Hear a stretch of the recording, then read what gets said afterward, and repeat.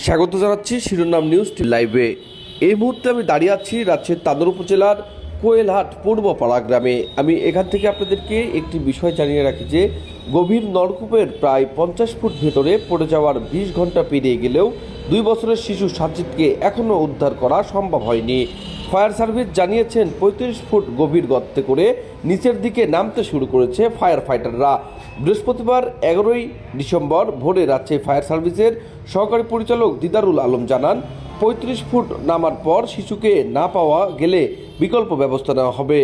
এর আগে গতকাল বুধবার দুপুর 1টা থেকে উপজেলার কোয়েলহাট গ্রামে মায়ের সাথে খেলতে গিয়ে গভীর নলকূপের খোলা মুখ দিয়ে ভেতরে পড়ে যায় শিশু সাজিদ। খবর পেয়ে দুপুর 1:45 থেকে উদ্ধার অভিযান শুরু করে ফায়ার সার্ভিসের 3টি ইউনিট। কূপের ভিতরে অক্সিজেন সরবরাহের চেষ্টাও করেন তারা। এছাড়া এক্সকাভেটর মেশিন দিয়ে রাতভর চলে মাটি খননের কাজ।